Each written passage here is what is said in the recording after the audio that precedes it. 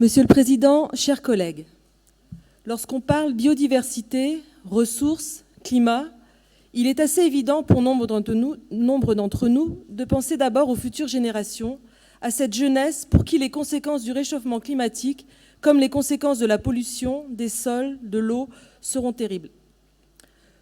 Toutes ces générations ne sont plus dans l'attente, elles sont dans l'action, dans le concret. Nombreux sont celles et ceux qui consomment autrement, avec moins de gaspillage, plus de recyclage, en privilégiant les circuits courts, l'agriculture biologique, bref, tout ce qui est plus durable pour la planète. Pour de nombreux autres, et sans aucun jugement, il aura fallu une pandémie pour nous obliger, nous contraindre, nous stopper dans tous nos excès. Le confinement nous a brutalement reclus à l'intérieur de chez nous et transformé notre mode de consommation. Nous sommes passés par la force des choses, de l'inutile à l'essentiel, de la qualité à la quantité, du jetable au durable, de l'individualisme à un formidable élan de solidarité. La préservation et la restauration de la biodiversité ne sont plus uniquement des enjeux, ils deviennent des chantiers qu'il faut bâtir avec des matériaux durables. On voit des chantiers fleurir sur nos territoires, comme ce projet de construction en terre crue sur la pittoresque commune de Saint-Juvat, projet pensé, dessiné et argumenté par la commune et des étudiants en architecture, la jeunesse une fois de plus. Pour tout cela, en Bretagne, nous ne partons pas d'une feuille blanche. Nous avons la Braillescope et ses engagements sur lesquels nous appuyer. Mais au-delà d'un appui, il nous faut concrétiser notre politique, la mettre en action. La volonté de mobiliser tous les acteurs concernés par le sujet est une force. On ne pourra pas tout faire entre élus de collectivités.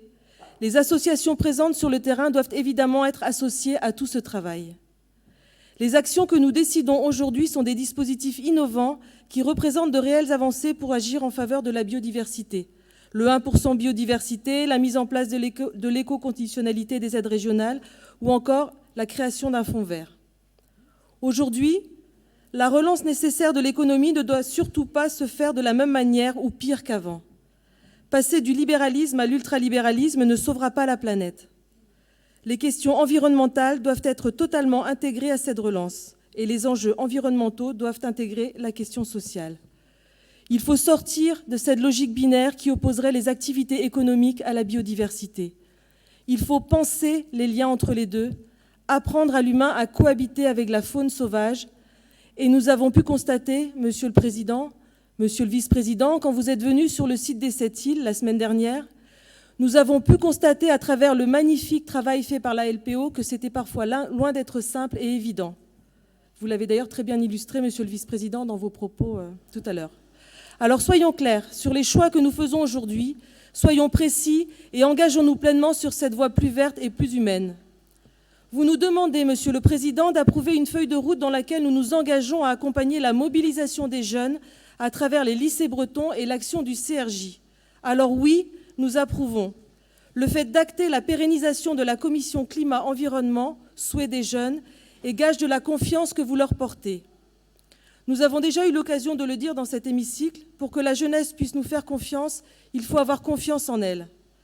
Alors je vous proposerai bien, Monsieur le Président, de la même manière que nous avons installé le 1% culture et aujourd'hui le 1% biodiversité dans nos aides, au risque de contrarier Madame Thomaïdis, je vous proposerai bien, pourquoi pas, de réfléchir au 1% jeunesse.